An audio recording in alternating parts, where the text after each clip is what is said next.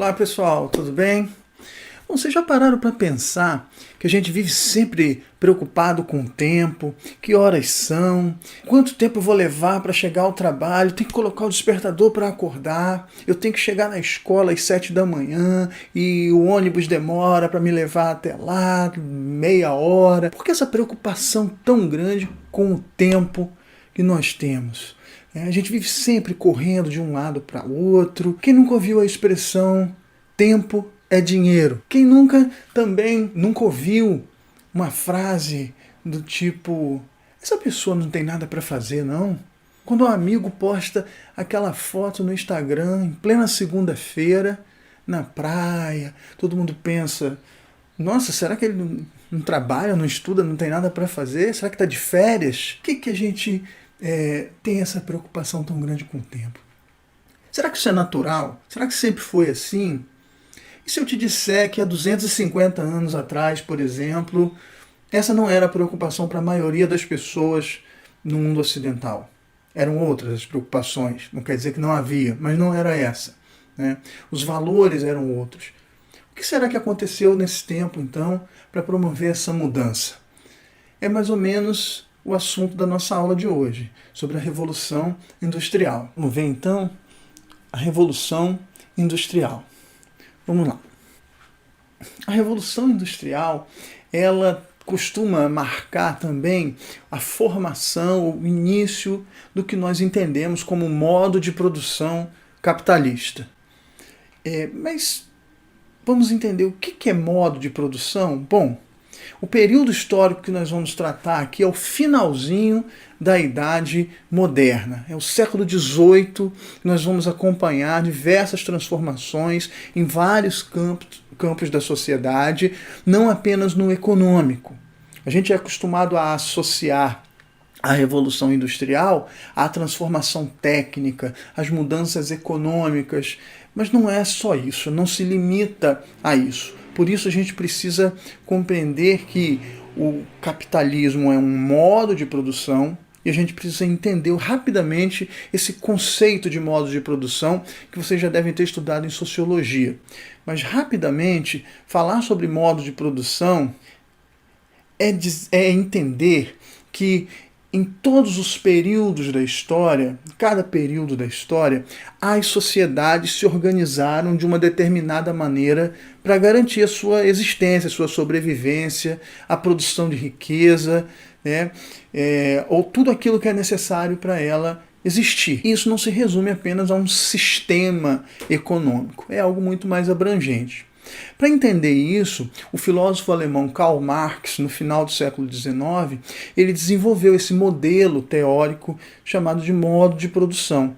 Ele queria entender o capitalismo do seu tempo, do século XIX, e desenvolveu um modelo que pode ser aplicado teoricamente para compreender as diferentes etapas da história em diversas sociedades. Em primeiro lugar, não se trata de um sistema econômico, mas sim de um conjunto de estruturas que se complementam. Uma estrutura econômica, uma estrutura política, político-jurídica, né, e uma estrutura cultural. Todas elas juntas formam um modo de produção.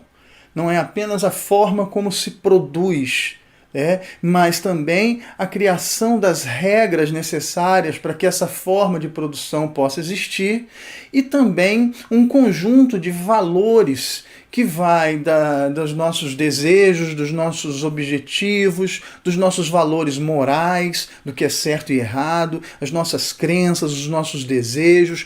Tudo isso está inserido dentro de um contexto que funciona junto com a estrutura política e com a estrutura econômica.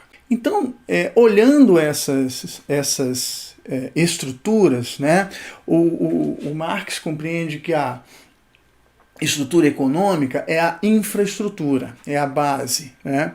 E a estrutura política e a estrutura cultural são a superestrutura.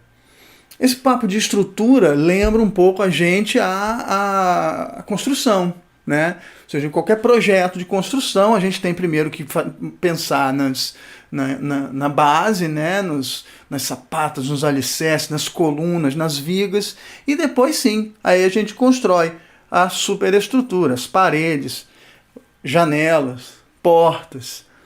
Essas paredes, janelas e portas, se eu abro uma janela, se eu derrubo uma parede, se eu troco uma janela de lugar, a construção permanece em pé, desde que eu não abale a sua infraestrutura, né? Então eu posso, por exemplo, abrir uma nova janela numa parede que, se eu fizer da maneira adequada, essa parede não vai cair. Mesmo se a parede caia, a estrutura estará segurando. Agora, se eu provoco algum abalo na infraestrutura, o que pode acontecer é que essa construção irá ruir, né?